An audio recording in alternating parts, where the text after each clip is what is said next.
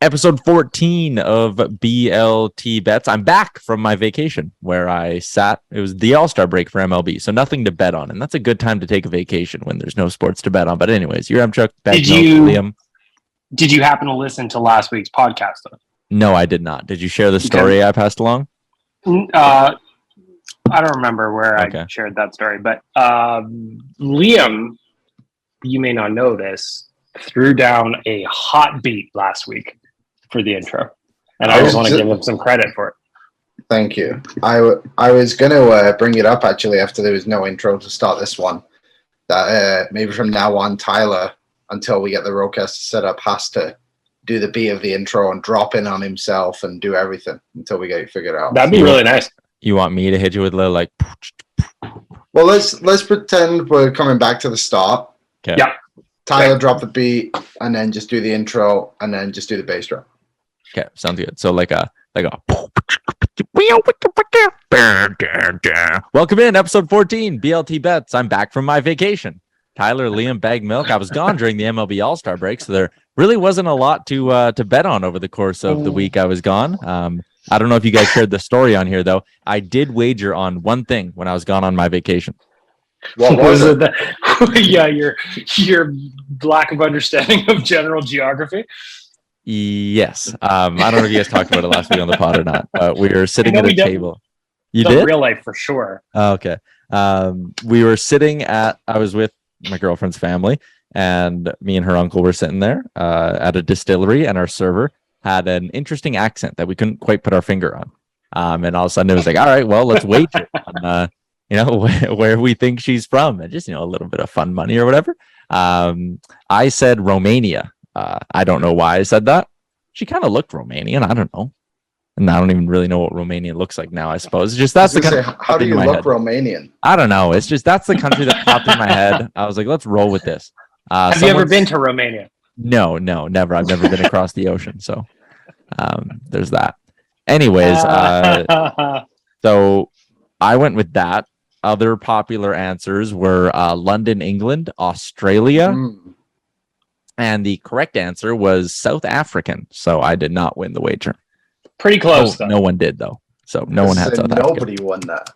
No one was even close. It was a tricky accent to get a hold on. So that was what I wagered on. But that's always fun, Yep. Anyways, baseball. Anyone who listens to this podcast knows I am very much a Blue Jays plus their over for runs better. That's my go-to. It's been paying well. Bluebirds are hot. They didn't they win 28-3?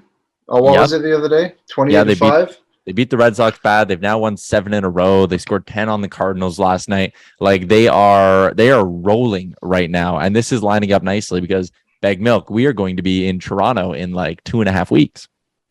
2.5 weeks, which is roughly the amount of time it would take you to walk from Romania to South Africa. Really? You looked that up? Well, I'm guessing on the timeline, but it's 14,000 kilometers. So, do the math on your own, I guess. But yes, I'm very excited about Toronto. I'm excited to go. I'm not a language expert. We did discover yesterday. Was that yesterday? Doesn't matter. That our dreams, potentially, at least right now, of being Manoa boys when we go down there is not looking like it's going to happen. But I was listening to a Jays podcast the other day. Was it your Jays podcast? No, sorry. I was listening to the game on the radio. I wasn't listening to the podcast. And they were talking about how with the open slot and the fact that they just got back from the All-Star game, they might mess with their rotation a little bit here the next time through, or potentially if they make a deal at the deadline. So I will say the dream is not completely dead of us being Manoa boys, but it's certainly not looking likely at this point. I think the likely pitchers we see are Gosman and Stripling in the 2 games. Either way, I'm excited to wager on some baseball live in the building. I think the one that'll be great for our vibes is if we all go heavy in the stadium on whoever's pitching the over for strikeouts. Because then, like, whenever he gets a guy to 2 strikes, we're going to be like, here we go. Well, yeah, and if it's Gosman too, I'll hammer that. Yeah. Are you going to take the K's? Like, are you going to take K signs? We should take K's. That'd be good. We should take K's. Or just bring a sign that says, I have the over. Like, yeah. Life's too short to bet the under. Yeah, absolutely. Although I would have to learn the rules of the Ks, because isn't there a reason why one goes backwards and one goes normally facing? Yeah, because you don't want to put 3 in a row. No, right? Liam, it is certainly not that. No, it goes backwards when it's strikeout looking. Oh, okay. All right. And it goes forward when it's strikeout swinging. And I like it. Yeah, that is the explanation there behind the case. Anyways, Liam, this is my question for you, because while BaggedMilk and I are in Toronto, we're also going to a TFC game. I was just thinking about that. Yeah, so my question is, what is a fun MLS/soccer footy prop that I can wager on that will keep me very invested in the game? Like, you know how we talked about in basketball, like there's certain props that are just a lot of fun to bet on. What's a good footy prop that'll keep me very invested in this game throughout the course of it? So here's the one I like to do is I like to bet the home team to win, which in this case would obviously be TFC, over a goal and a half, and then to pick their best player to have one shot, and then also corners. You bet on the corners, and then that way you're just involved. You're involved in everything. And how does one bet on corners? You can literally just go on. It just says corners, and you can bet like if there'll be 6 corners, 7 corners, 8 corners. Oh, whatever. So just like volume, not just corner to be a goal necessarily. No. Just how many there will be. I think you can even bet on throw-ins. You can bet on like there's actually a lot. You can do stuff like how many passes somebody will make in a game. And really? Yeah, they're quite wide variety.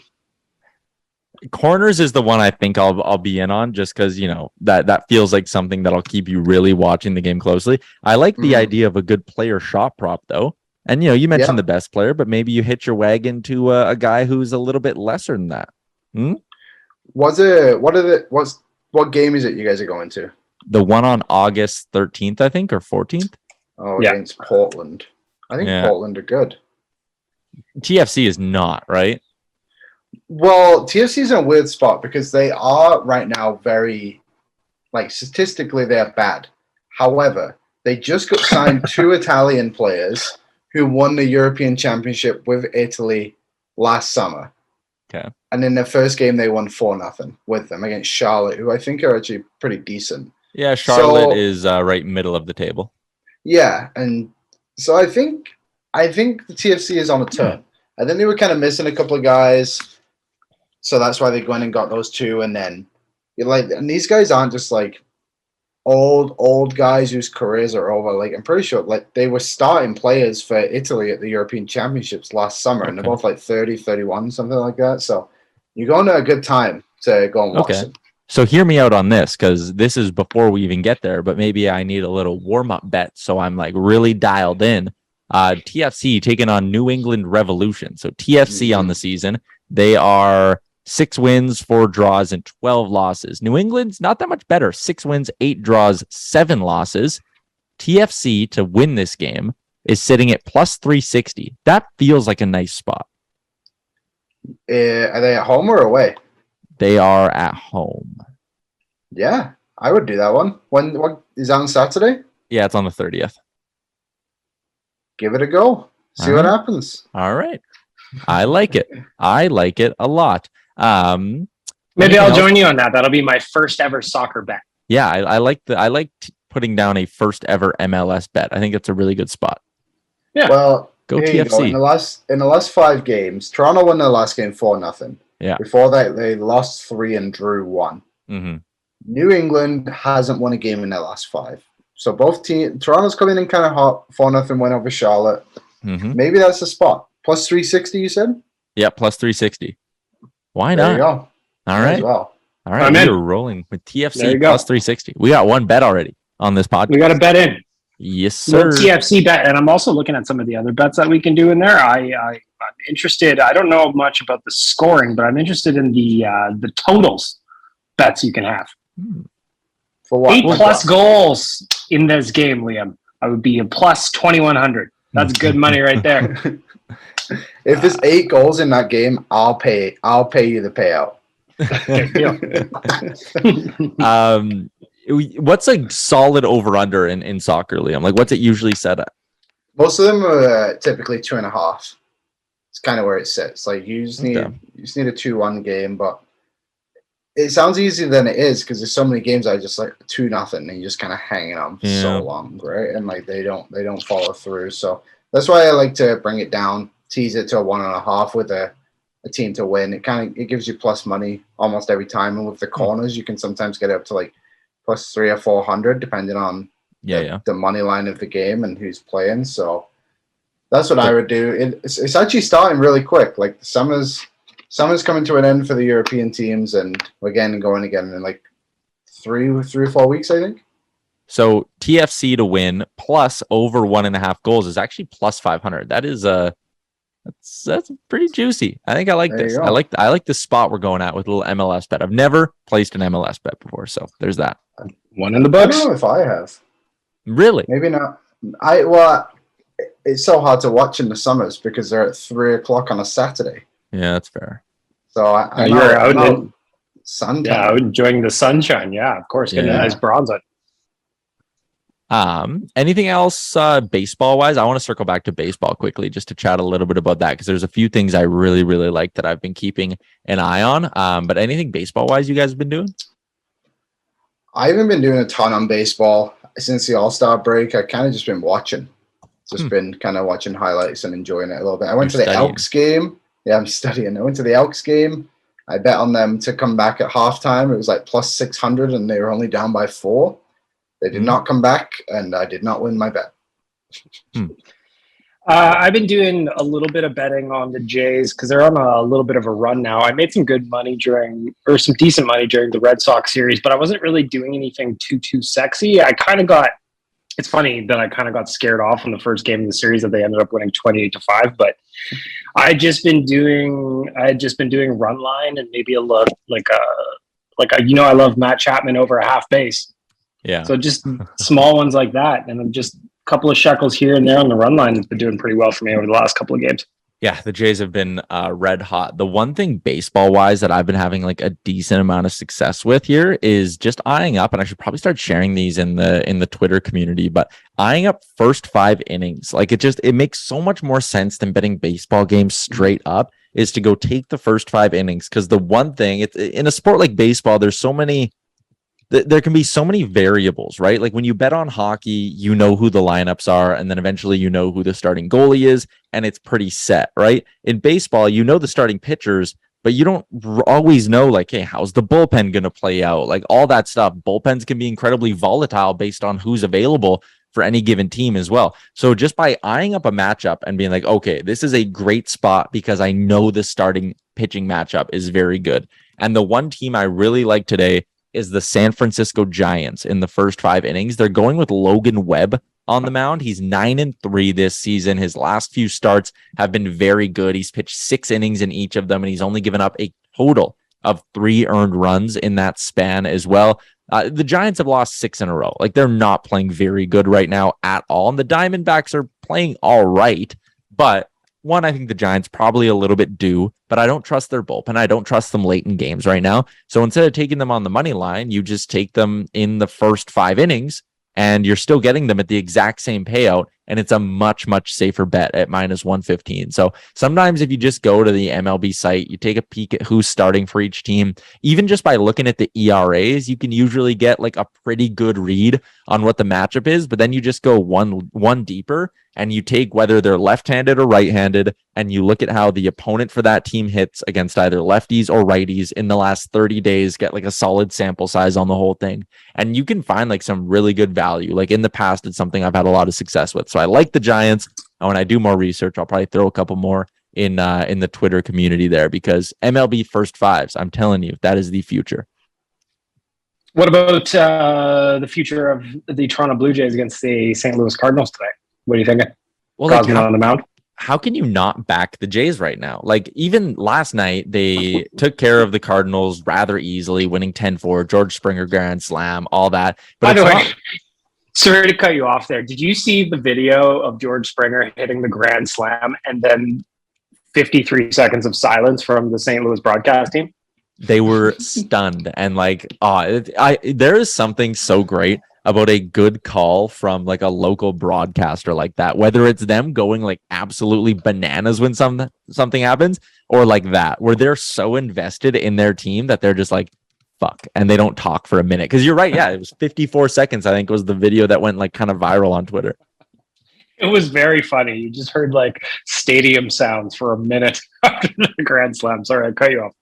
No, that was good. But anyways, just talking about the game last night, like that Palante that was pitching for the Cardinals, like he's having a decent year, and the Jays still managed to get 3 runs off him in just 4 innings. They hit him 7 times. Like I think even tonight with Adam Wainwright on the bump for the Cardinals, who again, he's having a good year, kind of comparable to Palante, but this Cardinals team, it's not like they have a strong starting pitching advantage here, if at all, because Gosman's ERA is lower than Wainwright's, and like missing those 2 key players like they are because of the vaccine thing. It's, I think, a really good spot once again tonight for the Blue Jays. They're favorited pretty big, but if you get them on the run line, it's minus 122, and if you use the same game parlays and stuff like that, then you're putting yourself in a pretty good spot, I think. Any players you guys like tonight in that matchup to throw into a little same game parlay? I got a same game parlay for you right now. Let me know what you think. All right. I got Gosman over 4Ks. Kirk, Bichette, Chapman, and Guerrero all to have a hit, along with a Jays win at plus 320. Run through those hitters again. Kirk, Bichette, Chapman, and Guerrero. So basically taking, the heart of the order here. That's not the heart of the order to get a hit, plus the Jays win at plus 320. I put that in for a little same game parlay tonight. Yeah, not bad. So what's that paying out? Plus 320. So I just put I put $5 on it if I win. It was $21 in my jeans, William. Not bad. Very nice. I don't have any Blue Jays stuff, but Tyler and BaggedMilk, should we briefly talk about the Tkachuk thing since that happened while we were gone? I just want to know how you think it affects like a gambling perspective of it. Like, do you think Calgary now have a better chance to win the Pacific? Like, do Florida fall down in the Atlantic? Like, what do you guys think? I mean, Calgary's odds have to get boosted after that trade, you'd think, right? Though at the same point, Calgary lost 200-point players. They were able to recoup one in Huberdeau, but you'd have to think that helped their odds. I don't remember what they were when we did this, the NHL Futures a couple of weeks ago. I believe they were 290. Does that seem right? They're now at plus 320 to win the division, so they've dropped a little. Maybe they were 400. Vegas was 290. The others were 270. Calgary's 400. That's what it was. Yeah, it looks like just looking at the odds that Calgary stayed pretty consistent, and I think I would probably have to agree with that for the most part. Like, you made a great point, BaggedMilk. It's great that you went and got Huberdeau and all that, but like, you still lost Johnny Gaudreau. You did not replace Johnny Gaudreau. Your blue line is much better because Mackenzie Weegar is incredibly impactful. He's probably one of the, to casual fans, one of the more underrated players in the league. There's a guy who probably could have pushed to be on the Olympic team last season. Like, he's legit. Their blue line got better. They'll have Markstrom still between the pipes. Like, they aren't going into a full-on rebuild yet. And while you can sit there and be like, oh, if neither of them re-sign next summer, blah, blah, blah, blah, blah. Yeah, that makes total sense. But from a betting perspective, yeah, I don't know, maybe they did deserve a little bit more respect coming out of this trade. Like, I'm looking at them right now, 20-1 to win the Stanley Cup, sitting right by Minnesota, Pittsburgh. I don't know. Yeah, probably a good spot now that I'm just sort of thinking out loud about all this. Like, I don't think they're a legit contender anymore. If you lose 2 100-point players and you don't replace one of them, even though your blue line gets better, it's hard for me to sit there and be like, yeah, you're legit. Like, you're going to make a good run. You can win a playoff round or something like that. The other thing to remember is, like, Elias Lindholm had a 40-goal season. Okay, is he going to have a 40-goal season if Gaudreau and Tkachuk aren't there and it's just him and Huberdeau on the top line? Probably not. So, like, he's not going to be as productive. Is anyone expecting Andrew Mangiapane to do what he did again? I don't think he's an every year 35-goal scorer either. So I think you're going to see a dip in production from the Flames up front. Scoring goals is going to be a struggle for them. But with Sutter and the blue line and Markstrom, they're going to be good defensively again. So they'll hang around, but it's not a team that after this trade, I'm like eyeing up and being like, oh, I gotta get in on some Flames futures. I just don't see them that way. I see this as a Flames team. They're going to win a lot of 2-1 games. Mm-hmm.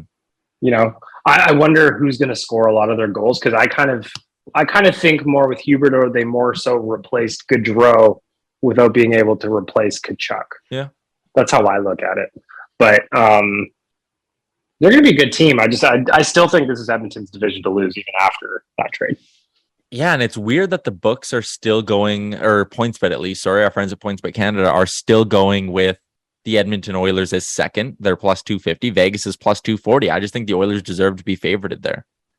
Oh, wow, that switched around then too. It did recently, yeah. Can I tell you my favorite bet for next season, though? Please. Yes. Connor McDavid to win the Hart Trophy at plus 250. The voter fatigue is gone. He's got the public hype of his great playoff run and all of that. Evander Kane for a full season should help his numbers as well. A deeper forward group. Full season of Jay Woodcroft. The Oilers will be better. If the Oilers win their division, it's easy to see Connor McDavid winning the Hart. I honestly can't believe he's plus 250. I honestly thought he would open the season at like plus 125 or something. So I'm all over this plus 250 number. I think it's a fantastic spot for Connor McDavid to win MVP next season. Your thoughts on that, I guess? I've been saying this for a while. I wouldn't bet against Connor to win everything next year. Ted Lindsay, Hart, Art Ross. How can you bet against him? The guy ran away with the points totals this year and still didn't win just because Matthews went on a heater of all heaters for goal scoring. So I'm with you. If you can get it at plus 250, is that what you said it was? Yeah. Yeah, I'm in. I'm in with you. I think it's a nice spot. I think we said last week, I think it might have even been plus 300 to come right out too. So it's gone down already. So I would get on it if you want to bet it. But I think the only way he doesn't win it this year is if Matthews scores 60 goals again. See, but I disagree. I think like the reason McDavid didn't win it this last year, part of the reason is Matthews did something borderline historic. Guys don't score 60 goals. And the magic of McDavid doing the stuff he does, it just like he still got 120 points. That rarely ever happens. But it's fatigue, right? You see it and you're like, we expected that. We weren't expecting 60 from Matthews. If Matthews gets 60 this year and McDavid gets 120 again, I think McDavid still wins because people will sit there and be like, yeah, Matthews did it last year. Like, it's Connor's year now. We're back to Connor. Like, it's not fair. That's probably not the way it should be, but that's the way traditionally the vibe around the voting kind of goes. What if Matthews does it in like 68 games? What if he scores 60 goals in 4 games? Something to consider. Yep. I see. And again, like if Matthews scores 60 goals in 68 games, but McDavid puts up 130 points in 82 games, I'd sit there and go, well, the guy who played 82 games was more valuable to his team. So as we say today, do you think it's a 2-horse race? Like obviously the puck hasn't been dropped anyway yet, but yeah. Do you think right now, like those two, they're obviously the favorites, but do you think they should be, or is there someone else you think that could be in the conversation? Well, let me give you the rest of the top 10 courtesy of PointsBet Canada. McDavid plus 250, Matthews plus 450, Draisaitl 800, McKinnon 10-1, Kaprizov 12-1, Makar is 12-1 as well. And then you have a couple of options coming in at around 20-1, and they would include the legs of Nikita Kucherov is in that group. Igor Shesterkin is maybe interesting. Kale Makar was 12-1. I said that. So there's not an order here, so I'm kind of just scrambling around.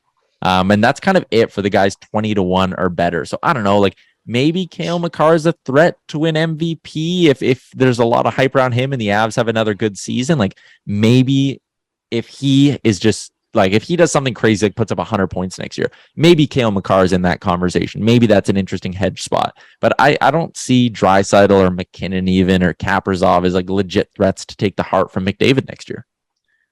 I think Makar's the only one. And I think it kind of goes with somewhat what we said about McDavid is how good he was in the playoffs. And people see that. Like, people are now debating if Makar's the best player in the league. And that wasn't really happening before the playoffs and all eyes were on him. So I think that's going to play a big factor into it. So I think it could be those three. Like, I feel like Makar's got the Norris already locked up. I think the odds when we looked last week weren't even that good. To bet on it like plus 200 or 300, right? They're plus 175. Yeah, there you go. Yeah. I think like a big part of it is a lot of these candidates are going to win their awards if they can stay healthy. I think if you're talking about who's got an outside chance, well, Tyler mentioned games played as a potential factor in there. Well, these guys stay healthy. It seems like, depending on your order of which, it's their awards to lose. Yeah, I agree.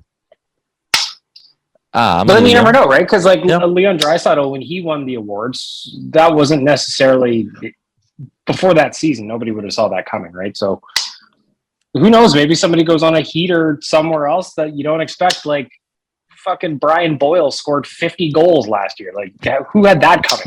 Nobody. Did you say Brian Boyle? Brian Boyle. Chris Krieger? Yep, Brian Boyle. Brian Boyle scored 50 goals last season. Okay, before we get to our sandwich and our picks and stuff like that for tonight, Liam, you wanted to talk some NFL. You said you've been doing some research. Bets are out. If you head over to PointsBet, they have a bunch of different options. You can do regular season win totals over under. You can bet on teams to make/miss the playoffs as well. They also have a couple of specials on there. Any team to go 17-0, 13-1. Any team to go 0-17, 7-1. You can bet on like which team's gonna have the best regular season record, worst regular season record, all of that kind of stuff. So, Liam, you said you've done some looking around. What do you like? I've done some research. BaggedMilk, are you an NFL boy? NFL is another one of those sports where I like to watch it passively. We do like a pick 'em on real life where I like to jump in that, but generally I'm a bet on the favorites kind of NFL viewer. Okay. So just Tyler's big Bills fan. First game this year, right? I'm going to go to my first ever Bills game this year. Yes, I'm very excited, but Liam, I want to know the bets. Tell me the bets. Okay, I'm telling. Sorry, I was teasing. So Buffalo are the favorites to win the Super Bowl at plus 650. I think that's probably the best bet out of all of them, and you're just picking the favorite, which is kind of lame. But I think you could argue they were probably the best team in the NFL last season. Like they had that controversial loss versus the Chiefs in the overtime, which was nuts. And I just feel like that was one of the wildest football games I think I've ever seen. It was unbelievable. And I remember that day I was playing squash and I came back and I thought I'd missed the entire game, and that last like 2 minutes felt like I had watched the entire game. It was crazy. So they're my if I'm going to pick one team to win, they're the team. But my outside team to win the Super Bowl this year is the LA Chargers at plus 1,400. Wow. What do you think of that, Tyler? I mean, it really does look like they have the ingredients, right? Like, I mean, Justin Herbert, I think he's a big game quarterback. They made the playoffs last year. I don't mind it. What did they do over the offseason and kind of bulk up, though? They added Khalil Mack, and they got a guy called J.C. Jackson, who was the guy from New England. He was like the number one corner on the market. Yeah, shit. They're not even the favorites to win the division either, which obviously Kansas is. But then when you look at Kansas, like they lost Tyreek Hill. Didn't really replace them. I know they got Juju, but come on. Yeah, that doesn't really help. And then they also got they lost Tyrann Mathieu as well, who I feel like was maybe not the player he was 3 or 4 years ago, but also probably the leader of their entire defense. And I feel like Kansas has just been hanging on to this, we're just going to sling the ball everywhere as much as we can and hope the defense plays well. It's like, well, it's been 4 years in a row of you guys doing that. Yes, you've been to 2 Super Bowls and whatever, but last year I think you got exposed a little bit. Their division is nuts. They have the Chargers. They have the Raiders, who just got Devontae Adams. And then they also, Josh McDaniels, who's a New England Patriots offensive coordinator for a long time. And then Denver, who just got Russell Wilson. That's such a tough division. Then you have the Chargers in there, who are just a good team anyway. I just feel like whoever's going to come out of that division, I think it'll just be Kansas and LA that compete for the title. But I just think it's going to be so difficult for them to kind of run the table like they've maybe done in the past couple of years. So that's why I kind of like the Chargers to come out, because they're going to have so many tough games throughout the year that when you get to the playoffs, kind of like how Tennessee every year is terrible in the playoffs. It's because when you get to play Jacksonville twice a year, it's not as helpful, I guess, as what other teams benefit from with tough divisions. That's not bad. There are 2 things I like. All right. And I'll have more on this. As we build up to the NFL season, we'll dig into more and more and more. But there are 2 things I like. You can parlay division winners, teams that are going to win the division. And I am looking at the Buffalo Bills to win the AFC East again. I don't think the Patriots are better. Like you said, they lost J.C. Jackson. That's not a team that's on the up and coming. They didn't get better. They're not going to be better in Buffalo. Miami, I think you can look at and go okay, maybe there's a case there for Miami to push the Bills a little bit, but I still don't think they're quite on the same level. Tyreek Hill, yeah, that's great. And I know he can sit there and tell us that Tua's the most accurate quarterback in the NFL, but he's not. If you're picking a duo on offense here, you're going with Diggs and Allen before you're going with Tyreek and Tua. I like the Bills to win the division, but you're getting no value on that at minus 225. So I'm going to pair them up, and my boy Bearded Brad will like this, with the Green Bay Packers to win the division. And if like the Packers have the Vikings, Lions, and Bears, like junk. It's a junk division. You pair those two up, you're getting it at plus 125, plus 127 is the payout I got on the Packers and Bills to both win their division next season. I think that's a tremendous spot. And the other one, and I'll have more of these probably, but you can bet on team over-unders for win totals on the season. And PointsBet has the Bengals at 9.5. I think that is awesome. I think this Bengals team is legit. I know Joe Burrow had the appendix surgery or whatever, but like, I mean, this team was in the Super Bowl. Let's be real. They can win 10 games next season. And when you go through their schedule, especially with some of those divisional games they get to play, and even the non-ones, like it's easy to see the wins that are just straight up victories for them. They play the Steelers at home week 1. They get the Jets on the road week 2.